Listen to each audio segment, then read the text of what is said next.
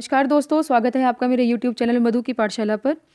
अभी हम सोल्व करेंगे एस्टेट टीजीटी 19 दिसंबर 2021 का हिंदी सेक्शन। तो हिंदी सेक्शन कैसा आया हुआ था वो आप बखूबी यहाँ पर देख सकते हैं और उसी के अकॉर्डिंग हम इनके क्वेश्चंस को सोल्व करेंगे। चलिए फटाफट से देखिए, किस भाववाचक संज्ञा का निर्माण व्यक्तिवाचक संज्ञा से हुआ है।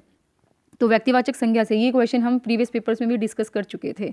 बचपन जो है बच्चा से बना है, ठीक है, बच्चा से बचपन, और बच्चा क्या है, जातिवाचक संज्ञा है। इसी तरीके से किशोर से कैशोर्य बना है, ये भी हमारे पास जातिवाचक रहेगा, किशोर, ठीक है। मातृत्व जो है माता से बना है, ठीक है, तो इसलिए हमारे पास बच गया क्या, ऐश्वर्य। ये किससे बना है, ईश्वर से बना है। ईश्वर क्या है, व्यक्तिवाचक संज्ञा है, तो ईश्वर से ऐश्वर्य बना है, ये हमारा करेक्ट हो जाएगा।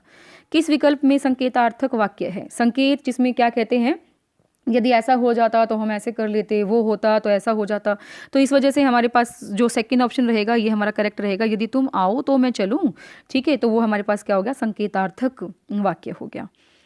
प्रत्यय की दृष्टि से किस शब्द की रचना अनुचित है। प्रत्यय की दृष्टि से हमें बताना है, तो इसमें मुरेला एला ठीक है, कंचीला ईला ठीक है, लेकिन विलीन ईन गलत है। ये क्या बनता है हमारे पास, इसमें उपसर्ग है वी प्लस लीन और प्रत्यय नहीं है, तो ये हमारा गलत हो जाएगा। नेक्स्ट देखिए, इसका मतलब थर्ड जो है इसका आंसर करेक्ट हो गया, अनुचित है। समास विग्रह की दृष्टि से कौन सा विकल्प उचित है। समास विग्रह की दृष्टि से होता है, देखिए, हथकरघा हाथों से चलने वाला करघा, ये बिल्कुल ठीक है। भुजंग भूमि में जन्म लेने वाला, भूमि में जन्म लेने वाला नहीं होता है, विष को धारण करने वाला होता है, ये गलत हो गया। देशभक्ति, देश के द्वारा भक्ति नहीं, देश के लिए भक्ति होती है। और पशु बलि, पशु की बलि होती है, ये गलत हो जाएंगे तीनों ही। हमारे पास फर्स्ट ऑप्शन जो रहेगा वो करेक्ट हो जाएगा।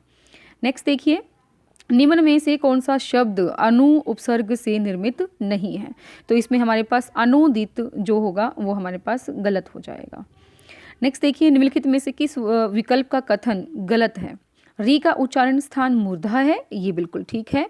विसर्ग ध्वनि की गणना नासिक वर्णों में की जाती है, जी नहीं। हमारे पास इसमें क्या रहेगा, ह की साउंड जो है वो आती है हमारे पास। अब ह देख लीजिए वो किस में रहता है, श श श ह, ये स्पर्श व्यंजन में, संघर्ष व्यंजन में हमारे पास रहता है, तो उसमें हमारे पास जाएगा, ठीक है।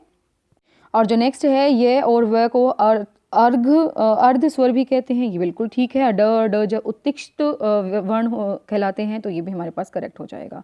तो कौन सा गलत हो गया हमारे पास, विसर्ग ध्वनि की गणना नासिक के वर्णों में की जाती है, ये गलत हो जाएगा। किस विकल्प के सभी शब्द विदेशज हैं। विदेशज बताने हैं हमें किसके हैं।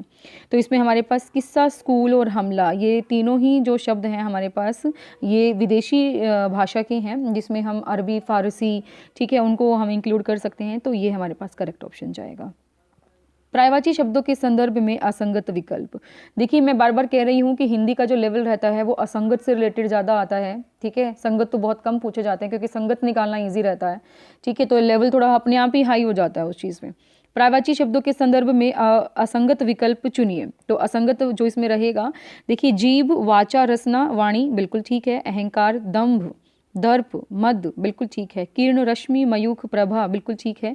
लेकिन कौवा जो रहेगा इसमें जो है करेक्ट नहीं रहेगा। प्रियक, मधुदूत, अति सौरभ, तो हमारे पास कौवा जो रहेगा इसके अंदर करेक्ट ऑप्शन रहेगा, जो असंगत रहेगा। नेक्स्ट देखिए, किस वाक्य में परिमाणवाचक विशेषण का प्रयोग हुआ है। परिमाणवाचक जिसमें हम बात करते हैं क्वांटिटी की, ठीक है। मैं नीली कमीज नहीं पहनता, तो नीली तो हमारे पास क्या हो गया, परिमाण नहीं होता है, ठीक है। गुणवाचक हो जाता है कि जब इसमें हम ये कहते हैं कि कोई चीज़ कैसी है, ठीक है, तो कोई चीज़ कैसी है के लिए हम क्या कहते हैं, नीली है, तो वो उसमें चला जाएगा। इस बार बारिश में बहुत ओले पड़े, तो बहुत ओले हमारे पास परिमाण को बता रहे हैं, तो इसलिए हमारे पास ये क्या आ जाएगा, परिमाणवाचक विशेषण आ जाएगा। नेक्स्ट देखिए, विपत्ति के समय थोड़ी सहायता भी बड़ी होती है, उक्त भाव के व्यंजक लोकोक्ति चुनिए।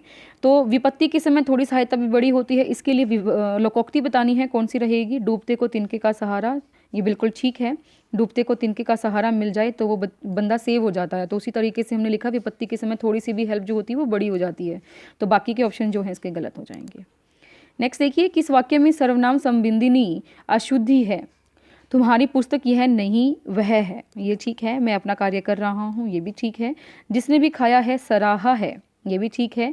और मेरे को कुछ भी याद नहीं आ रहा, मेरे को नहीं होता है, मुझे कुछ भी याद नहीं आ रहा है, तो ये हमारी गलत हो जाएगा। और हम मोस्टली जो है इस तरह की मिस्टेक्स करते रहते हैं, तो ऑप्शन हमारे पास क्या रहेगा, अशुद्धि वाला फोर्थ ऑप्शन करेक्ट रहेगा।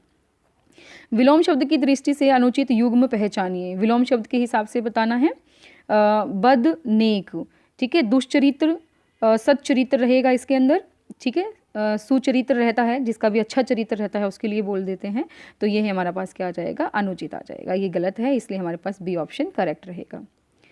नेक्स्ट देखिए, क्रिया के संबंध में कौन सा युग्म अनुचित है। तो क्रिया के संबंध में जैसे भिखारी सड़क पर चिल्ला रहे थे, ये आकर्मक क्रिया है, बिल्कुल ठीक है।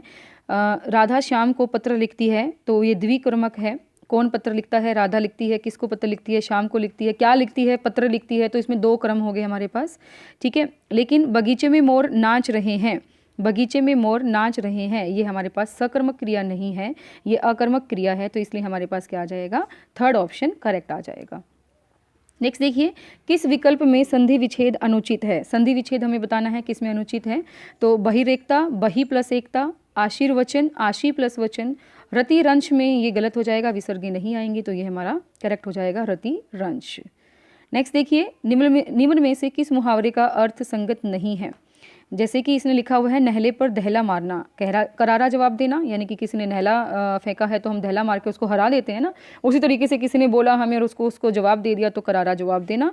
बत्ती सी बंद होना, चुप हो जाना, सिर का पसीना पांव तक आना, कठिन परिश्रम करना, और थाली का बैंगन होना, उसका मतलब है सर्व सुलभ होना, ये हमारे पास गलत हो जाएगा। इसका मतलब होता है सिद्धांतहीन होना, जो कोई सिद्धांत को नहीं मानता हो वो होता है थाली का बैंगन होना, तो इसलिए हमारे पास ये ऑप्शन करेक्ट आ जाएगा।